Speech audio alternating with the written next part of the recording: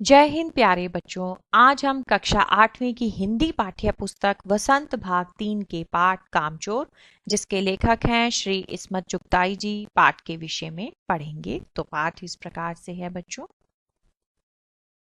शब्दार्थ शब्दार्थ इस प्रकार से हैं। दबैल, दबैल का अर्थ होता है दब्बू। घमासान यानी कि घोर।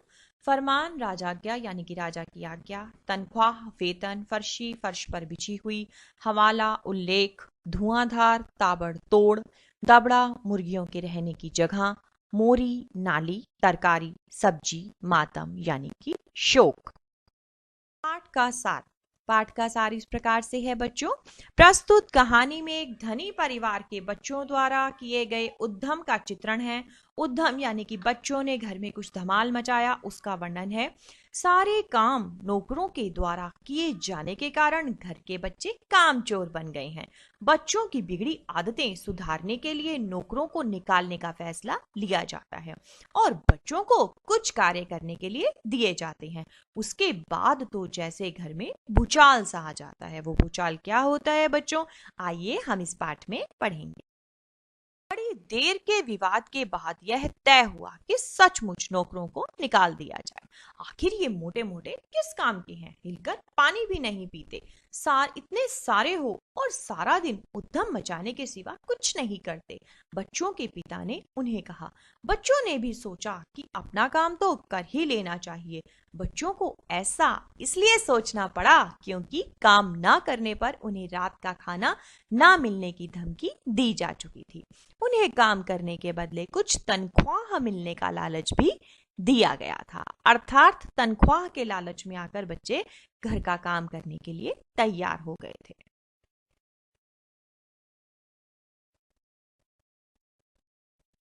अब्बा मियाँ के द्वारा बच्चों को काम ना करने पर रात का खाना हरगिज नहीं मिलने का शाही फरमान जारी होने के बाद बच्चे काम करने को तैयार हो गए। अब्बा मियाँ के द्वारा मिसाल के लिए उन्हें कुछ कार्य बताए गए, जैसे पहला, घर में बिछी मैली दरी को साफ करना। दूसरा, आंगन से कूड़ा साफ करना। और तीसरा, पेड़ों में पानी देना। दरी की सफाई। बच्चों ने फर्श की दरी को चारों कोनों से पकड़कर झाड़ना शुरू किया। दो चार बच्चों ने लकड़ी लेकर दरी को पीटना शुरू कर दिया।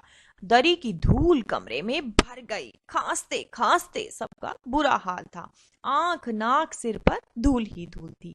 इसका अर्थ यह हुआ बच्चों, जब बच्चों ने घर के पहले कार्य को करने की कोशिश की तो उन्होंने सारे घर में धूल ही धूल भर दी, मिट्टी ही मिट्टी भर दी। आंगन में झाड़ू देने का फैसला। दूसरा कार्य जो बच्चों के द्वारा किया गया, एक झाड़ू से काम करने के लिए तनख्वाह के लालच में सारे बच्चे आ गए। झाड़ू की जितनी सींकें जिसके हाथ में आई लेकर काम करने लगे। झाड़ू की यह दशा देखकर उनकी माँ ने सिर जरूर पीट लिया। अर्थात माँ ने जब झाड़ू टूटा हुआ देखा कि मेरे बच्चों को ढंग से झाड़ू भी लगाना नहीं आता, इन्होंने सबने मिलकर झाड़ू तोड़ दिया, तो माँ ने सिर पकड़ लिया। वो अब उनके दिमाग में आया कि झाड़ू लगाने से पहले पानी छिड़क लेना चाहिए। पानी छिड़कने पर धूल युक्त फर्श पर हर जगह कीचड़ हो गया। दरी भी उस कीचड़ में सनकर रह गई। बच्चों के द्वारा झाड़ू लगाने पर सारा जो घर था, उसका जो कचरा था वो सारे घर में फैल गया, क्योंकि बच्चों ने आड़ा तिरछा झाड़ू लगाया, झाड़ू सही तरीके से नहीं लगाया उन्होंने। उसके बाद जब सारे घर में धूल मिट्टी हो गई तो बच्चों ने सोचा धूल मिट्टी को बिठाने के लिए उस पर पानी छिड़क दें। आप मिट्टी पर पानी छिड़कोगे तो क्या होगा, कीचड़ हो जाएगा। तो बच्चों ने भी मिट्टी पर जब पानी छिड़का, धूल पर पानी छिड़कने की कोशिश की, तो सारे घर में कीचड़ ही कीचड़ हो गया। जो दरी उनको साफ करनी थी वो भी कीचड़ में सनकर रह गई।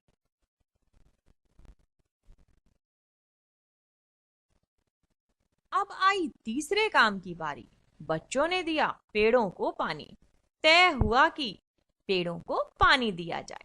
बस सारे घर की बाल्टियां, लोटे, तसले, भगोने, पतीलियां लूट ली गई। जिन्हें ये ना मिला वो डोंगे, कटोरे और गिलास ले भागे। अब नल पर घमासान मच चुका था। मजाल क्या जो पानी की एक बूंद भी किसी के बर्तन में आ सके। धक्का मुक्की में बच्चे कीचड़ में लथपथ हो गए। घर के नौकर कम पड़े, पड़ोस से नौकर बुलवाए गए। उन्होंने 4 आना प्रति बच्चे के हिसाब से उन्हें नहलाया। अब तक बच्चों ने यह जान लिया था कि सफाई और पेड़ों को पानी देना उनके बस की बात नहीं है। अर्थात बच्चों ने जब पेड़ों को पानी देने की कोशिश की तो उन्होंने क्या किया, वो खुद ही सारे के सारे बच्चे कीचड़ में सन गए और उन बच्चों को नहलाने के लिए घर के जो उनके नौकर थे वो कम पड़े। आस पड़ोस से नौकर बुलवाए गए और उनको पैसे भी दिए गए बच्चों को नहलाने के लिए, 4 आना प्रति बच्चे के हिसाब से। मुर्गियों को हाँकना। बच्चों ने सोचा कि मुर्गियों को उनके दबड़े में बंद करके एक काम ढंग से कर दिया जाए।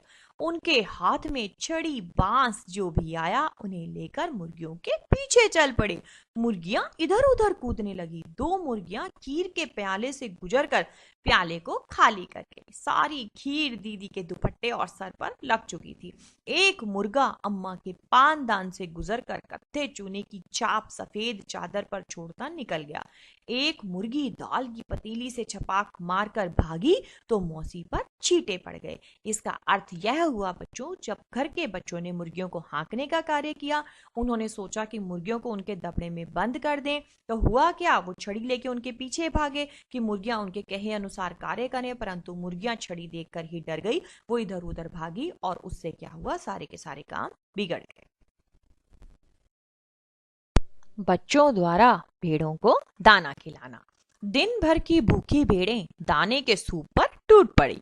वे जल्दी जल्दी तख्तों पर चढ़ गई, पलंगों को फलांगती, बर्तन लुढ़काती आगे बढ़ गई। बानी दीदी के दुपट्टे को रौंदती सोती हुई हज्जन माँ के ऊपर से निकल गई।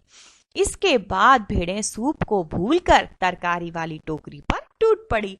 बचाव के बाद भी भेड़ें छिलके समेत सारे मटर खा गई। इसका अर्थ यह हुआ कि बच्चों ने जब भेड़ों को दाना खिलाने की कोशिश की तो उन्होंने भेड़ों को दाने का सूप पिलाने की कोशिश की, और सूप की खुशबू जब दिन भर की भूखी भेड़ों को आई तो वो भागी सूप पीने के लिए। तो रास्ते में जो भी चीजें आई वो उनके ऊपर से छलांगे लगाती हुई निकली, और रास्ते में क्योंकि सूप से पहले तरकारी यानी कि सब्जी की टोकरी पड़ी थी तो उन्होंने छिलके समेत सारी की सारी मटर खा ली। इसके बाद बच्चों ने कोशिश की भैंस के दूध को दूहने की। इधर उधर प्रलय मची थी।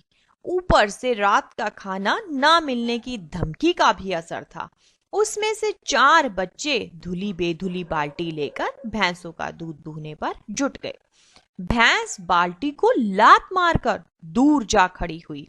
अब बच्चों ने झूले की रस्सी से पिछले 2 पैर बांधकर चाचा की चारपाई से रस्सी बांध दी, और वे भी अगला पैर बांध ही रहे थे कि चौकन्नी भैंस भागने लगी।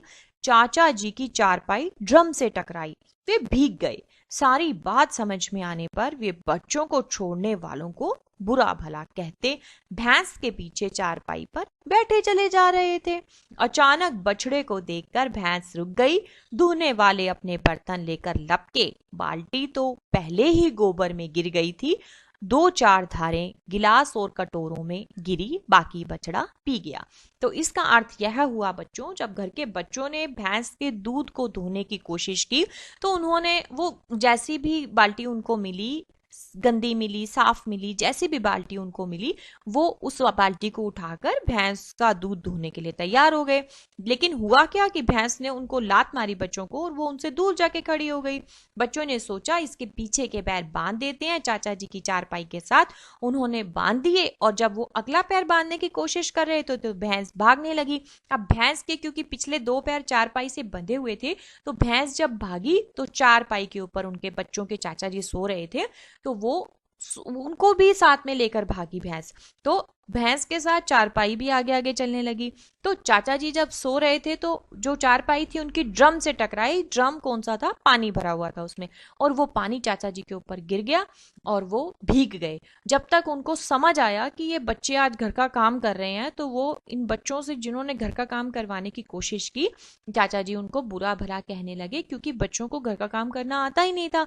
उस सही तरीके से घर का काम कभी उन्होंने पहले कभी किया ही नहीं था और ना वो कर रहे थे। तो अचानक बछड़े को देखकर भैंस रुक जाती है। बच्चे फिर से कोशिश करते हैं भैंस का दूध दूहने के लिए, तो वो क्योंकि बाल्टी पहले ही गोबर में गंदी हो चुकी होती है तो बच्चे क्या करते हैं, गिलास कटोरा उठाकर उसमें कोशिश करते हैं दूध दूहने की। लेकिन 2-4 जो धारें होती हैं वही गिलास या कटोरे में आती हैं, बाकी सारा का सारा जो दूध होता है भैंस का वो बछड़ा पी जाता है। अब इसके बाद बच्चों घर में उठा तूफान और बच्चों ने फिर ना हिलने का निश्चय किया। मुर्गियों को बाहर बाग में निकाला गया। अम्मा आगरा जाने की तैयारी करने लगी। यह सब देखकर अब्बा ने घर के किसी भी बच्चे को कोई भी काम को हाथ ना लगाने की नसीहत देते हुए कहा कि ऐसा करने पर रात का खाना बंद कर दिया जाएगा। इधर बच्चों ने भी यह निश्चय कर लिया कि चाहे कुछ भी हो जाए अब वो हिलकर पानी भी नहीं पिएंगे। अर्थात जो बच्चों ने घर का काम करने की कोशिश की, कोई भी काम बच्चों ने सही तरीके से नहीं किया क्योंकि उन्होंने पहले भी कभी कोई काम नहीं किया होता।